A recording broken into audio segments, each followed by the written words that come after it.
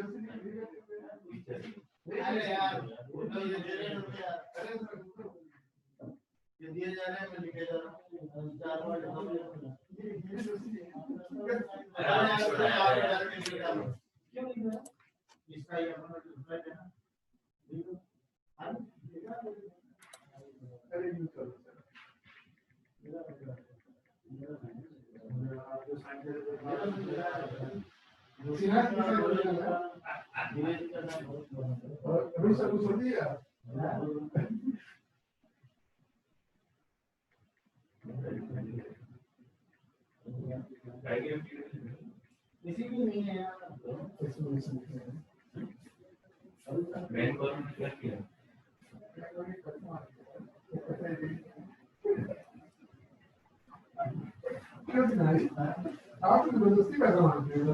हाँ यार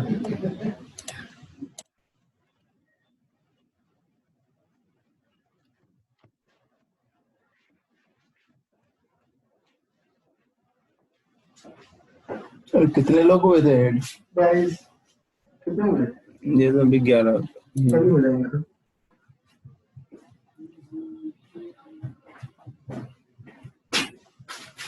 अरे कल त्योहार है ना, आज व्रत की फास्ट वास्ट होगी है कल वो है ना।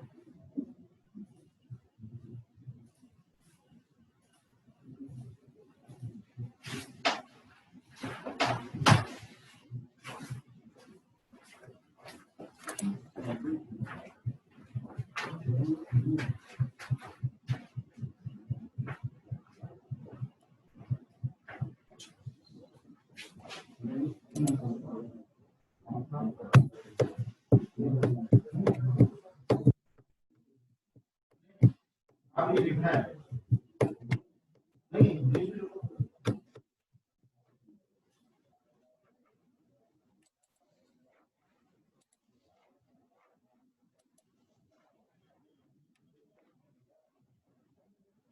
वो तेरा गिवनेस में लिखना है।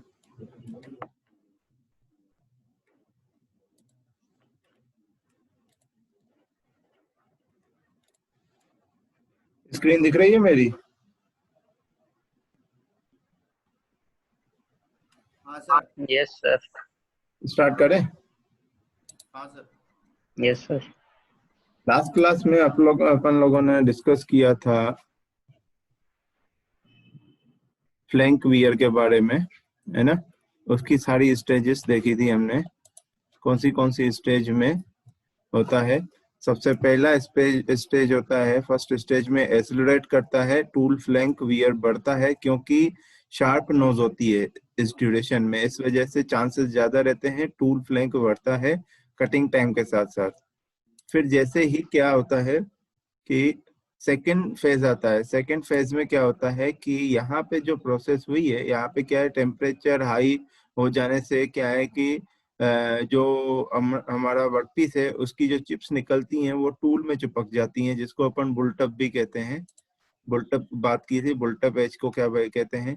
तो जो सेकेंड स्टेज जो होता है, जो मतलब जैसे जैसे आपका टूल पुराना होता जाता है, तो टूल पुराना होता जाता है तो आपकी नोज जो होती है, जो कटिंग नोज होती है, वो क्या है, वो नोज हो जाती है आपकी स्मूथ हो जाती है। पहला रीजन है कि इसी वजह से इसका जो रेट है स्लो हो जाता है, ठीक है, यूनिफॉर्म वियर रेट होता है, स्लो हो जाता है। और दूसरा रीजन ये है कि चिप के वहां पे चिपकने की वजह से क्या है, पहले जो अगर आगे आने वाले दिनों में अगर दूसरे वर्कपीस के का साथ कांटेक्ट में आएगा तो पहले आपका वो चिप कांटेक्ट में आएगा, जो टूल का मटेरियल कांटेक्ट में नहीं आएगा। तो चिप जो है आपका, चिप जो होती है वो एक तो पतली होती है, दूसरी उसकी हार्डनेस कम होती है टूल के मटेरियल से, तो इस वजह से पहले जैसे ही वो कांटेक्ट में आएगा मटेरियल के तो वो पहले पिघल जाता है। पहले क्या चिप आपका क्या है पिघल जाता है, उसके बाद फाइनली कांटेक्ट में आता है किसके, फाइनली कांटेक्ट में आता है टूल मटेरियल के। उसके बाद आपका टूल तो स्मूथ हो चुका है तो इसी वजह से यहाँ पे रेट आपका कम हो जाता है।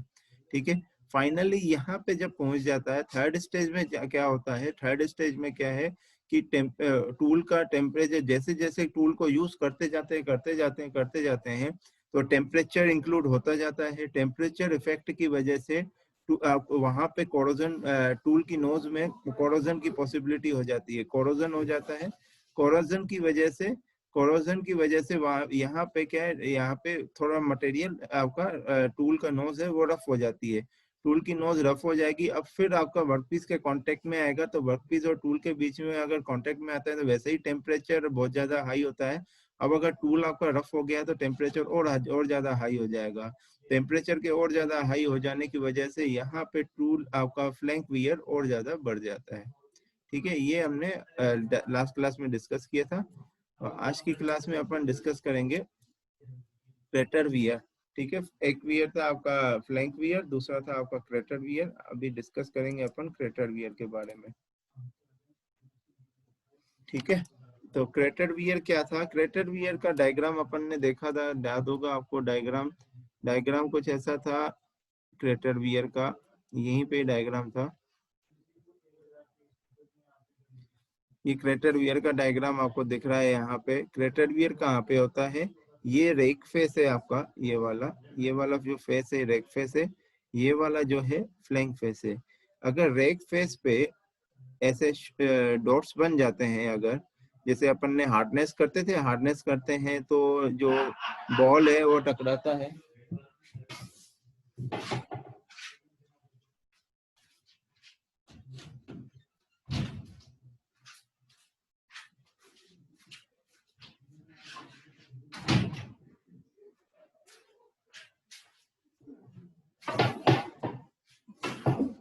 तो हार्डनेस में जैसे इंडेंटेशन हो जाता है वैसे ही बिल्कुल वैसा ही टाइप का यहाँ पे इंडेंटेशन दिख रहा है सरफेस पे। तो यहाँ पे क्रेटर वियर क्या बनाता है, ऐसे इंडेंटेशन बनाता है। ठीक है, मतलब रफ कर देता है आपके फेस को। ठीक है, तो यहाँ पे ये कैसे कैसे पॉसिबिलिटी हो सकती है, या तो कोरोजन हो जाए,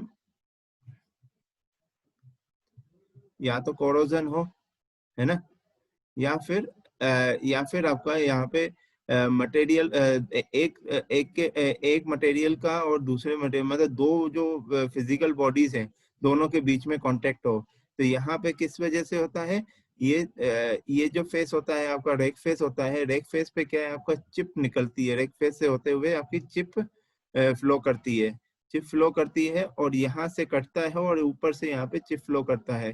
तो क्रेटर वियर किसकी वजह से होता है, contact between chip and tool, chip and rake face के बीच में कांटेक्ट होने की वजह से क्रेटर वियर होता है। तो फिजिकल कांटेक्ट होता है, तो यहाँ पे जैसे चिप तो वैसे भी,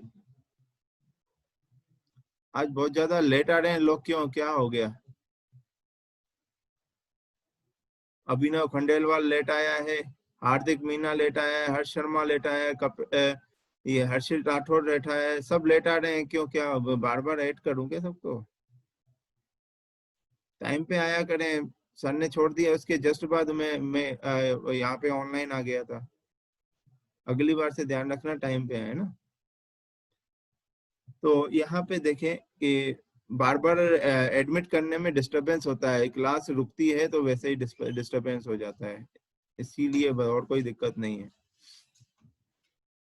तो कहाँ थे अपन, चिप और रेक फेस के बीच में जब कांटेक्ट होता है तो वहां पे क्या है, यहाँ इन दोनों के बीच में कांटेक्ट होने की वजह से जब दो पार्टिकल एक दूसरे से टकराते हैं, जैसे दो अलग अलग मटेरियल की पार्टिकल एक दूसरे से टकराते हैं, दोनों एक दूसरे से टकराते हैं, जैसे मान लीजिए कि ये एक मटेरियल है, ब्लॉक है, ये एक दूसरा ब्लॉक है, एक दूसरे के साथ कांटेक्ट में आते हैं, जैसे फ्रिक्शन होता है, तो ये इसका पार्टिकल उसका पार्टिकल अगर टकराता है तो उसमें क्या हो जाता है, आपका एब्रेशन होता है। इसको क्या बोलते हैं, इसको एब्रेशन वियर बोलते हैं। क्या, एब्रेशन वियर बोलते हैं, ऐसा होता है, इसको बोलते हैं एब्रेशन वियर। तो ये क्या है, चिप का जो चिप और ये आपका रेक फेस है, दोनों के बीच में कांटेक्ट होता है, तो उसकी वजह से क्रेटर वियर भी उसकी वजह से भी हो सकता है, दूसरा कोरोजन की वजह से भी हो सकता है। ठीक है, ये दो रीजन की वजह से आपका क्रेटर वियर पॉसिबल है। ठीक है, यहाँ पे एब्रेशन क्यों है, क्योंकि चिप किसका मटेरियल है, चिप किसका निकल रहा है, वर्कपीस का निकल रहा है। तो वर्कपीस अलग मटेरियल हो गया, टूल का मटेरियल अलग हो गया। अगर दोनों के पार्टिकल एक दूसरे के कांटेक्ट में आएंगे तो वहां पे एब्रेशन वियर होता है। इसीलिए इसका मेन रीजन क्या है, एब्रेशन वियर। तो क्रेटर वियर क्या है, crater wear can happen on the tool face at a short distance from cutting as by the action of chip flow over the surface at very high temperature. Chip जब निकलती है तो tool और workpiece के बीच में contact होता है। टूल और वर्कपीस के कांटेक्ट होने के बाद ही चिप निकलता है, और चिप क्या होती है, वो वहां पे उस टाइम पे गर्म होती है, इसलिए यहाँ पे वेरी हाई टेम्परेचर की बात की गई है। The crater wear is mainly due to the diffusion and abrasion। लिखा हुआ है diffusion and abrasion, diffusion की वजह से होता है या फिर abrasion की वजह से होता है। It is more common in ductile materials which produces the continuous chip। जो अब तीन जो चिप फॉर्मेशन होते हैं जो मैं आगे चल के आप लोगों को बताने वाला हूँ, एक तो होता है कंटिन्यूस चिप, दूसरा डिसकंटिन्यूस चिप, तीसरा होता है continuous chip with built up edge. ये मैंने आप लोगों को लास्ट क्लास में भी थोड़ा सा मैंने ओवरव्यू दिया था इसका। कंप्लीट टॉपिक में इसका आगे चल के कवर करूंगा, अभी तो नहीं उसकी जरूरत है, बाद में कवर करूंगा। अभी बस इतना जानना है, कंटिन्यूस चिप का मतलब जैसे ही टूल और वर्कपीस कांटेक्ट में आते हैं और टूल वर्कपीस को काटता है डिजायर्ड शेप में, तो वो चिप के फॉर्मेशन में उसका मटेरियल रिमूव होता है। चिप के फॉर्मेशन में अगर वो चिप का फॉर्मेशन कंटिन्यूस चल रहा है, चिप का फॉर्मेशन कंटिन्यूस है, तो मतलब वो चिप आपकी टूट नहीं रही है, तो फिर उसको अपन कंटिन्यूस चिप कहते हैं। और अगर चिप आपकी मतलब टुकड़ों के फॉर्म में टूट रही है, जैसे ही वो आगे बढ़ रहा है टूट जा रहा है, आगे बढ़ रहा है टूट जा रहा है, आपकी चिप टूट रही है, तो उसको अपन डिसकंटिन्यूअस चिप कहते हैं। तीसरा है continuous chip with built up edge. इसका मतलब क्या है, कंटिन्यूअस चिप क्या निकलेंगी तो कंटिन्यूअस चिप मटेरियल जो मतलब आपका जो चिप निकलेगी वो कंटिन्यूअसली निकलेंगी, पर वो निकलेंगी तो वो क्या है, उसमें टेम्परेचर बहुत ज्यादा हाई रहता है, तो वो क्या है कि वो चिप्स क्या है, कभी कभार क्या होती है, वो टूल की नोज पे चिपक जाती है, मतलब वेल्ड हो जाती हैं।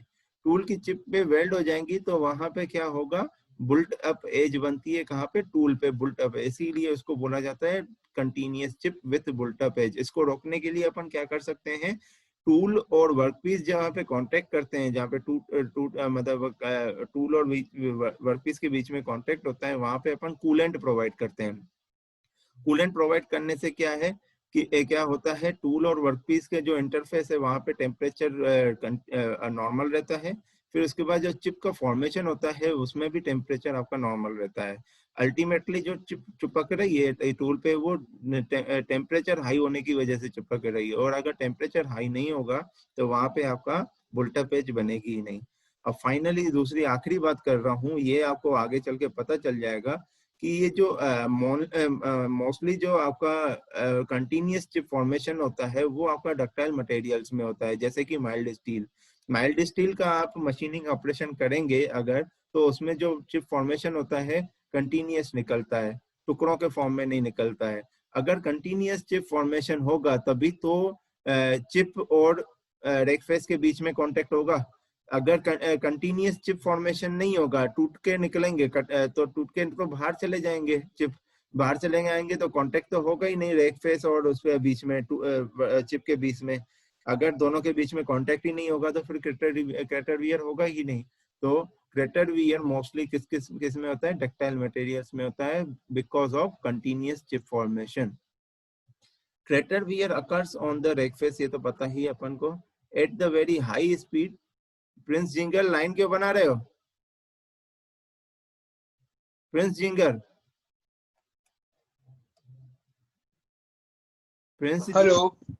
प्रिंस वो जिंगर। सर वो कैमरा स्वाइप कर रहा था तो गलती से हो गया। हाँ तो मिटा दो इसको, ठीक है, गलती से हो जाता है, मिटा दो किधर इसको। से? एक सेकंड सर। क्या हो गया सर। ध्यान दो इस चीज का बेटा, पूरा नोट्स गड़बड़ हो जाती है। ये मैं वो सेव स्वाइप कर रहा था front side sir.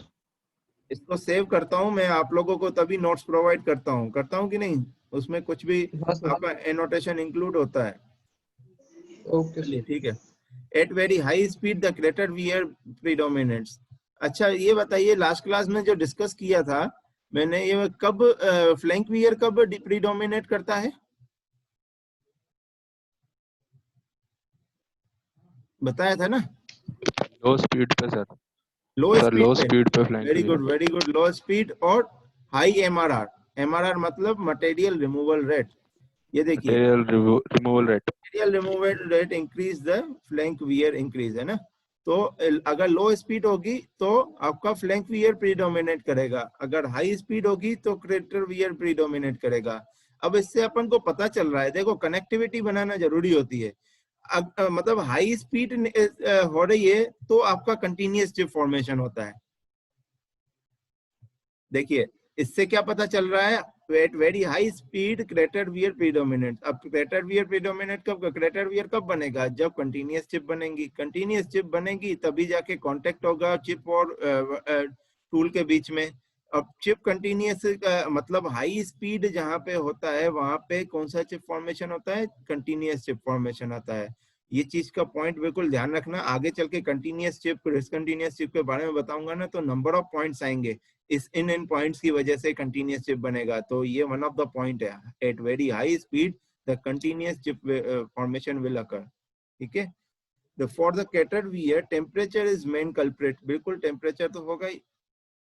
And tool diffuse, diffusion की वजह से, ये मैंने आपको डिस्कस कर चुका हूं, tool diffuse into the chip material and tool temperature is maximum at the distance from the tool tip.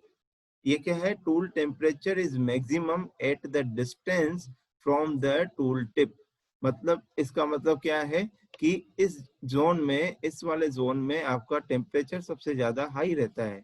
ये वाला जो जोन रहता है, इसको ब्लैक में बना रहा हूं मैं, कलर चेंज कर दे रहा हूं।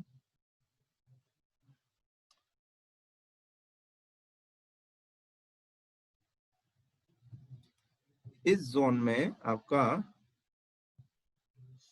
टेम्परेचर सबसे ज्यादा हाई रहता है।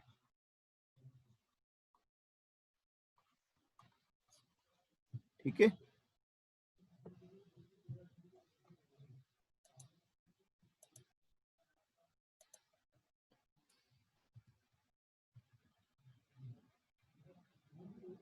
Greater wear has little or no influence on cutting force, workpiece, tool tolerance और surface finish। ये क्रेटर वियर जो है, क्रेटर वियर की वजह से इन सब चीजों पे कोई फर्क नहीं पड़ता है, या तो कटिंग फोर्स पे जो अपन पढ़ चुके हैं कटिंग फोर्स के बारे में, एफसी, और वर्कपीस टॉलरेंस और सरफेस फिनिश। वर्कपीस क्या है, अब क्यों ऐसा होता है, क्योंकि जो रेक फेस है, ये ऐसा क्यों लिखा हुआ है, आपका जो नोज है वो कांटेक्ट में आती है वर्कपीस के साथ। कौन कौन कांटेक्ट में रहता है, एक तो फ्लैंक फेस रहता है कांटेक्ट में, और दूसरा नोज रहती है कांटेक्ट में। ये आपका रेक फेस उसके कांटेक्ट में नहीं रहता है। रेक फेस किसके कांटेक्ट में रहता है आपका, रेक फेस किसके कांटेक्ट में रहता है, रेक फेस कांटेक्ट में होता है चिप के कांटेक्ट, चिप के कांटेक्ट में रहता है। तो यहाँ पे चिप के कांटेक्ट में, रेक फेस के चिप के कांटेक्ट में होता है, तो क्रेटर वियर ये चिप और उसके बीच में कनेक्शन की वजह से ही होता है। अब अगर आपका रेक फेस अगर रेक फेस आपका खराब हो भी रहा है, मान लीजिए रेक फेस अगर आपका खराब हो भी रहा है, तो रेक फेस तो आपके वर्कपीस के साथ कांटेक्ट में आ नहीं रहा है। अगर वो वर्कपीस के साथ कांटेक्ट में नहीं आएगा तो वहां पे सरफेस फिनिश तो उसकी वर्कपीस की तो बिगड़ेगी नहीं। टॉलरेंस भी अपन चेंज नहीं कर सकते हैं, ये वर्कपीस की बात हो रही है ना कि टूल की बात हो रही है ना। और कटिंग फोर्स भी किस पे डिपेंड करता है, जो नोज जिसकी वजह से जो कांटेक्ट में है आपका, जो टूल आपके कांटेक्ट में है उस पे, टूल का जो भी फेस उसके कांटेक्ट में है वर्कपीस पे, उस पे डिपेंड करता है आपका कटिंग फोर्स। तो क्रेटर वियर पे इन तीनों का कोई इफेक्ट नहीं पड़ता है। ठीक है। तो वाई चिपिंग ऑफ और fine cracks develop in the cutting edge. तीसरा और आखिरी आपका जो इफेक्ट है वो है चिपिंग ऑफ। क्या है चिपिंग ऑफ? जब मटेरियल बहुत ज्यादा, ये क्या है, अचानक होने वाली चीज है, अचानक से हो जाने वाली चीज है। मतलब एक स्लो डेथ में भी जो अपन ने दो तरह के पढ़े थे, एक स्लो डेथ पढ़ा था और सडन डेथ। सडन डेथ का तो अपन ने यहाँ पे टॉपिक कंप्लीट कर दिया था, ये किन किन की वजह से होता है। पर स्लो डेथ में तीसरा है आपका, स्लो डेथ में आपका तीसरा है चिपिंग ऑफ। तो इसमें भी स्लो डेथ में भी सबसे फास्ट वे में क्या होता है, चिपिंग ऑफ हो जाती है।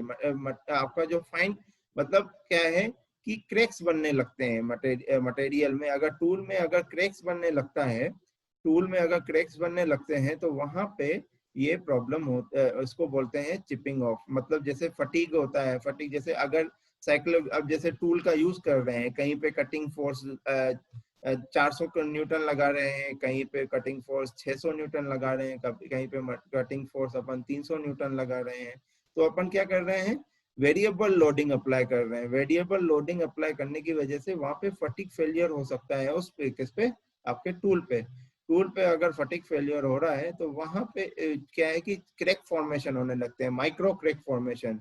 तो धीरे धीरे जो उजागर होती है चीजें, तो माइक्रो क्रैक बनने लगते हैं। फाइनली वो क्या है, आपका फेलियर हो जाता है टूल का। तो ये हो तो धीरे धीरे फेलियर है, पर माइक्रो क्रैक्स पहले से ही आने लग रहे हैं। तो ये जनरली किस में होता है, ब्रिटल मटेरियल्स में होता है, जहां पे अपन को यील्ड प्रॉपर्टीज के बारे में पता नहीं चलती हैं। अचानक ब्रिटल मटेरियल अचानक ब्रेक हो जाता है ना, पर ब्रेक होता है तो पहले माइक्रो क्रैक्स आते हैं तभी ब्रेक होता है, उससे पहले कभी कोई ब्रेकिंग नहीं होती है। तो माइक्रो क्रैक्स कैसे थे, धीरे धीरे बढ़ती हैं। माइक्रो क्रैक्स कैसे आती हैं, धीरे धीरे बढ़ती हैं। जैसे ये पहले यहाँ पे धीरे से थोड़ा सा माइक्रो क्रैक आया, ऐसे धीरे धीरे आपने लोड यूज करते गए और क्रैक बढ़ता गया, फाइनली ये ब्रेक हो जाता है। ठीक है, तो फिर वो डक्टाइल मटेरियल हो चाहे आपका ब्रिटल मटेरियल हो, फेलियर ऐसे ही होता है। ठीक है, तो weak design of tool such as high positive rake. Positive rake देखिए आपके पहले ही पढ़ा चुका हूं मैं, पॉजिटिव कितने रैक एंगल कितने तरह के होते हैं, 3 तरह के होते हैं, पॉजिटिव रैक, जीरो रैक और नेगेटिव रैक होता है। तो पॉजिटिव रैक होता है ना, तो वहां पे अल्फा बहुत कम होता है। जैसे जैसे अल्फा कम करते जाते हैं, अल्फा कम करते जाते हैं आपका, जैसे ये डायग्राम बना रहा हूँ वहां से भी आपको थोड़ा सा समझ में आ जाएगा। इतना तो आपको याद ही नहीं होगा क्योंकि आप पुराना कुछ पढ़ते थोड़ी है, नोट्स तो मांग लेते हैं, पढ़ते नहीं है।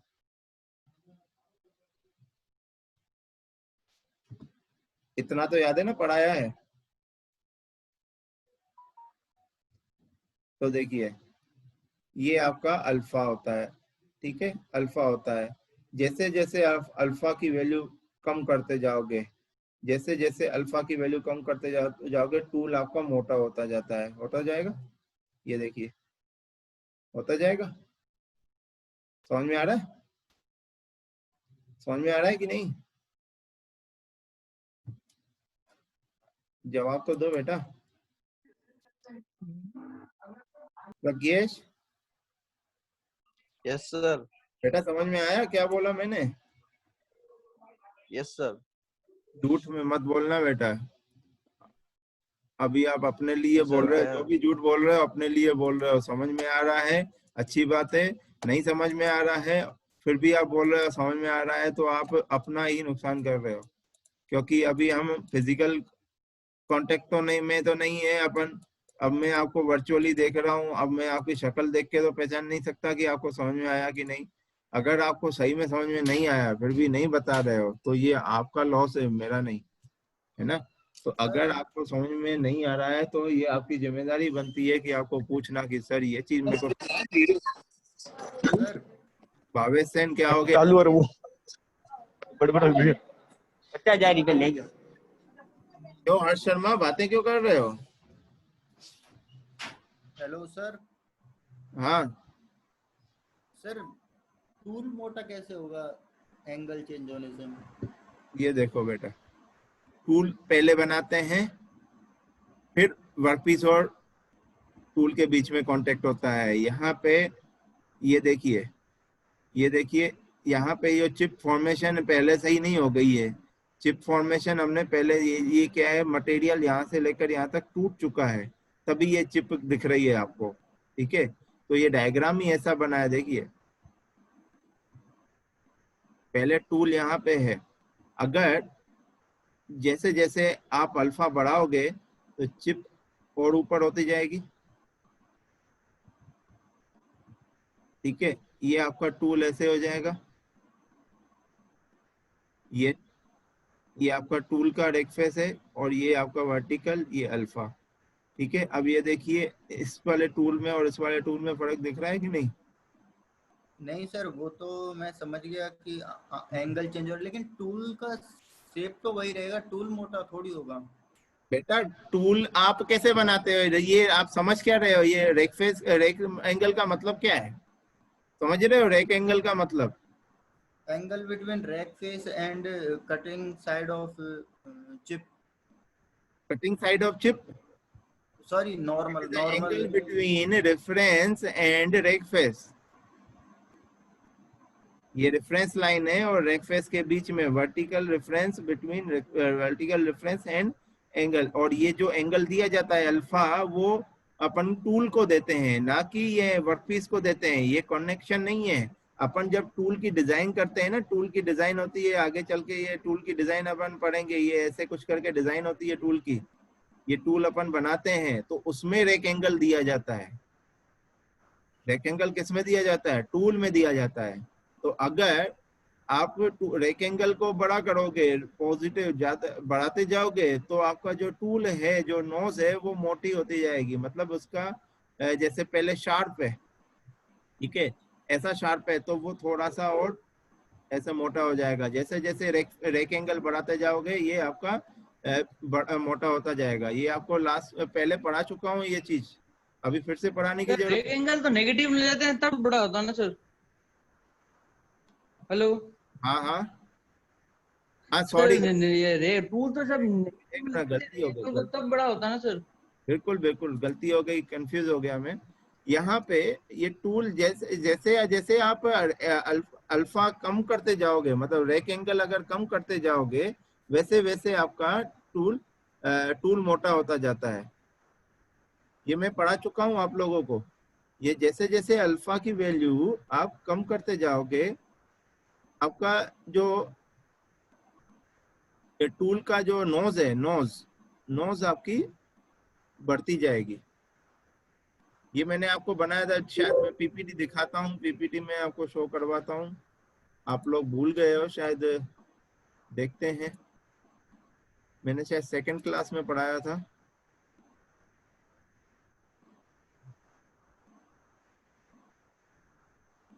ये आप देख सकते हैं, ये देखा, ये पढ़ाया है ना मैंने।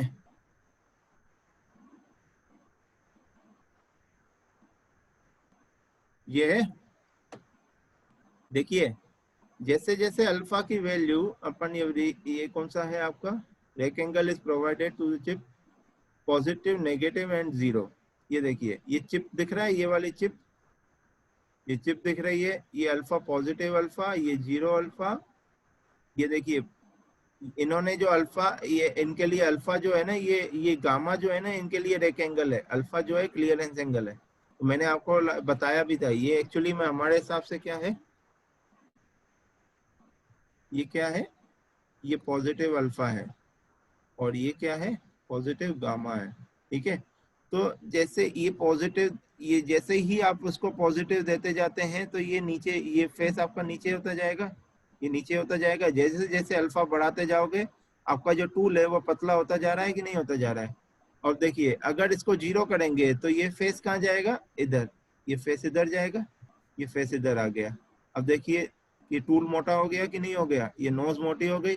और जैसे ही इसको नेगेटिव देते जाओगे तो ये ऊपर होता जाएगा और इसका मोटा, ये आपका टूल की नोज है वो मोटी होती जाएगी। ठीक है, तो हर सबका अलग अलग मकसद है कि कब अपन को रेक एंगल लेना है, पॉजिटिव लेना है, कब नेगेटिव लेना है। ये वो डिजाइन पे डिपेंड करता है कि काम पे डिपेंड करता है कि कौन सा काम हमें करना है। ठीक है, तो क्या है कि यहाँ पे अगर पॉजिटिव रेक अगर ज्यादा बढ़ता जाएगा तो नोज आपकी क्या है, शार्प होती जाएगी। नोज अगर शार्प होती रहेगी जाएगी तो वहां पे क्रैक्स होने की जो पॉसिबिलिटी बढ़ती जाएगी। ठीक है, मतलब जहाँ पे वीक मतलब आपका अगर टूल ही बहुत पतला होगा तो वो बहुत ही वीक डिजाइन है, वहां पे ये ब्रेक हो जाएगा आराम से, है ना। As a result of crack that is already in the tool. अगर टूल जो आपने बनाई है, जो टूल की डिजाइन की है, उसमें अगर ऑलरेडी के पहले से ही क्रैक है, हमने इसका ध्यान नहीं दिया है, ठीक है, हमने उसका ध्यान नहीं दिया, और फिर अगर उसमें अगर उसको ऑपरेशन में अपन यूज कर रहे हैं, मशीनिंग ऑपरेशन में, तो उसके ब्रेक होने की पॉसिबिलिटी बहुत जल्दी हो जाएगी। अपन को पता है कि टूल लाइफ ऐसी है कि भाई वो 100 कंपोनेंट बना सकता है, पर अपन ने ध्यान नहीं दिया कि इसमें पहले से ही क्रैक्स हैं, हमने बहुत माइक्रो क्रैक पहले से ही थे इसमें अपन ने ध्यान नहीं दिया। तो उसको अगर अपन यूज करेंगे तो हमें पता है कि इसकी एज जो है 100 कंपोनेंट बनाने की है, पर वो 100 कंपोनेंट ना बना के 70 कंपोनेंट बना के ही फेल हो जाएगा। तो इसको भी अपन चिपिंग ऑफ कहते हैं। एक्सेसिव स्टैटिक और shock loading of the tool. Shock loading की वजह से भी, जैसे इम्पैक्ट लोडिंग अपन लगाते हैं, इम्पैक्ट दो अपन, एक तो ग्रेजुअल लोडिंग होती है, दूसरी कौन सी होती है, इम्पैक्ट लोडिंग। ग्रेजुअल कैसे 0 से स्टार्ट करते हैं, फाइनल मैक्सिमम तक पहुंचता है। इम्पैक्ट लोडिंग क्या होता है, आपको जितना लगाना है, जैसे इंस्टेंटली आप 100 न्यूटन का फोर्स लगा रहे हो, तो ऐसी प्रॉब्लम वहां पे आती है। यहाँ तो जहाँ पे वेरिएबल लोडिंग हो या फिर शॉक लोडिंग हो, उनमें ये इस टाइप की प्रॉब्लम्स आती हैं, क्रैक्स आते हैं, ठीक है। अब फाइनली डिस्कस करते हैं टूल लाइफ। टूल लाइफ क्या होता है, कितना मतलब टूल की, जैसे मैंने बताया कि 100 कंपोनेंट बनाने की लाइफ है, तो टूल की लाइफ को अलग अलग तरीके से डिफाइन किया गया है। अब जैसे मैं एग्जांपल लूं, जैसे बात की है कि कैसे बता करें कि ये 100 कंपोनेंट की इसकी लाइफ है, 100 कंपोनेंट इसकी लाइफ कैसे अपन डिफाइन कर सकते हैं। पर वो तब डिफाइन कर सकते हैं कि वो जो 100 कंपोनेंट की आप बात कर रहे हो, जो 100 कंपोनेंट की आप बात कर रहे हो, वो 100 के 100 कंपोनेंट। अभिलाष पाठक प्रेजेंट। हाँ बेटा प्रेजेंट लगा दीजिए आप लोग, अब पहले प्रेजेंट लगा दीजिए, फिर आपकी क्लास कंटिन्यू करते हैं।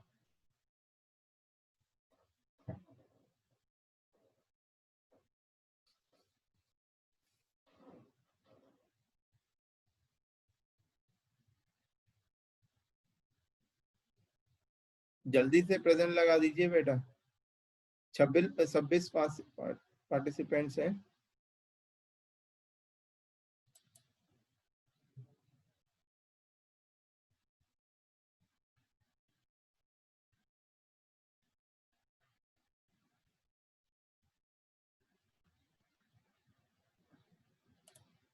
ठीक है, तो टूल लाइफ जैसे बात करें, मैं टूल लाइफ जो 2-3 दिन से ऐसा बोल रहा हूँ कि मटेरियल की लाइफ इतनी है, 100 कंपोनेंट की लाइफ है, 100 कंपोनेंट झेल पाएगा, बना लेगा। तो 100 कंपोनेंट, वो उसमें कंडीशन अप्लाई है, वो 100 कंपोनेंट सेम मटेरियल के होने चाहिए, होगा कि नहीं। अब अलग अलग मटेरियल का मैन्युफैक्चरिंग करेंगे तो फिर उसकी टूल लाइफ डिफाइन अलग तरीके से करनी पड़ेगी ना। तो टूल की लाइफ जो डिफाइन की जाती है वो अलग अलग तरीके से की जाती है। Tool can be defined in the different way. पहला देखिए, it may be actual cutting time before failure, कि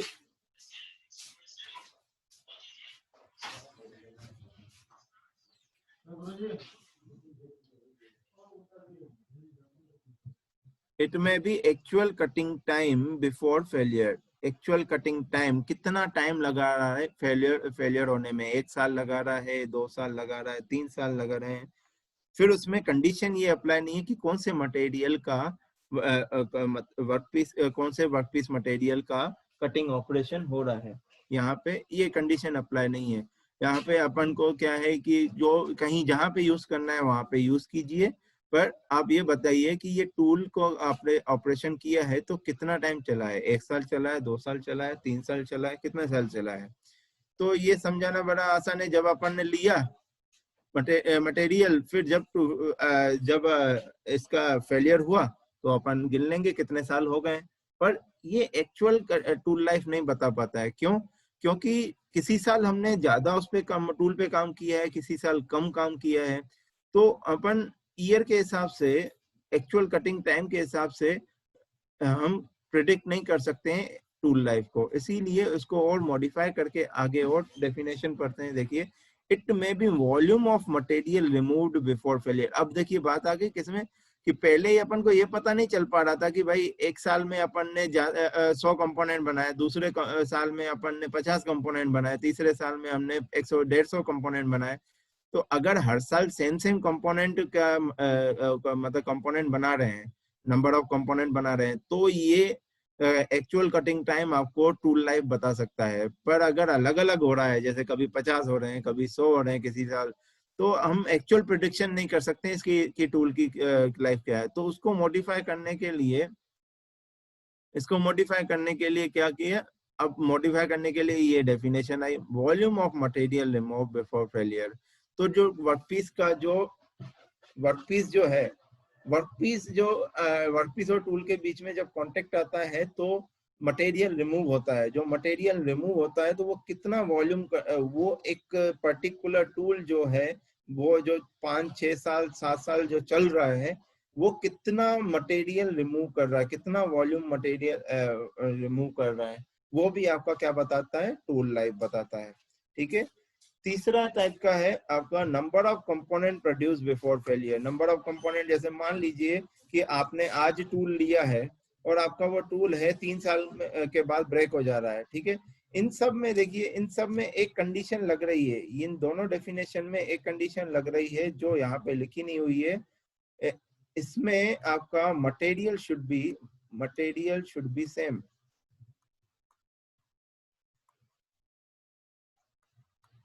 तभी आप एग्जैक्ट प्रेडिक्ट कर पाओगे कि माइल्ड स्टील का मैन्युफैक्चरिंग करने के लिए इस टूल की टूल लाइफ इतनी है। इसमें देखिए, अगर हमने 3 साल चला है, पहले साल 50 कंपोनेंट बनाए, दूसरे साल हमने 150 बनाए, तीसरे साल अपन ने 100 कंपोनेंट बनाए, तो एक उस टूल की लाइफ कितनी हो गई, 50 प्लस 150 200, 200 प्लस 100 300। तो आप ये कह सकते हैं कि ये आपका जो इसकी टूल लाइफ कैसे डिफाइन किया अपन ने, कंपोनेंट के हिसाब से। तो ये टूल जो है, इसकी टूल की जो लाइफ है 300 कंपोनेंट बनाने की लाइफ है। जो आज तक अभी मैं बात करते हुए आया हूँ ना कि 100 कंपोनेंट बनाने की इसकी लाइफ है, तो वो इस तरह की डेफिनेशन बताता है। Condition apply, material should be same, material इसमें सेम होना चाहिए। ठीक है ना। अब इसके बाद ये सबसे इम्पोर्टेंट है, ये एग्जैक्ट आपको इंफॉर्मेशन देगा। The cutting speed at which it is removing the material before the for the specified time. Time को स्पेसिफाई कर दिया, टाइम को स्पेसिफाई करके कटिंग स्पीड से डिफाइन किया गया है टूल लाइफ को। देखिए टूल लाइफ, अब जैसे मान लीजिए कोई आप कटर यूज कर रहे हो, बड़े स्मूथ तरीके से यूज करोगे उसको, तो उसकी लाइफ बढ़ जाएगी। अगर आप उसको बहुत रफ तरीके से कटर को यूज करते हैं तो वो बहुत जल्दी ब्रेक भी हो सकता है कि नहीं, हो सकता है कि नहीं बेटा? आपके साथ ये हुआ है कि नहीं, आप लोग किसी के साथ? Yes sir. पॉसिबल है कि नहीं है? अगर कोई भी कटर आप ले लीजिए, फॉर एग्जांपल, जरूरी नहीं है कोई टूल लें, आप कोई कटर ले रहे हैं, किसी चीज को आप काट रहे हो, तो वो आपका वहां पे क्या है, वहां पे अगर आप बहुत ज्यादा हाई स्पीड से अगर कटर को मतलब आपको बहुत जल्दी, जैसे आरी का यूज करते हैं, आरी को बहुत ज्यादा तेज यूज करते हैं, तो वो ब्रेक होने की पॉसिबिलिटी ज्यादा रहती है कि नहीं रहती है? रहती है कि नहीं सर यस सर। रहती है। उसके रीजन है, पहला रीजन ये है कि अपना जो 2 रीजन है। पहला रीजन ये है कि फोर्स अप्लाई हो रहा है उस पे, जो अनडिफाइंड जो फोर्स है वो अप्लाई हो रहा है, मतलब जो हम चाहते नहीं है। हम जैसे आरी की बात करते हैं, जगह अगर आरी को बहुत ज्यादा तेजी से अपन ऐसे काटते हैं आरी से, तो वो क्या है कि हम जैसे वर्टिकली काट रहे हैं इसको, तो वर्टिकली काटते हैं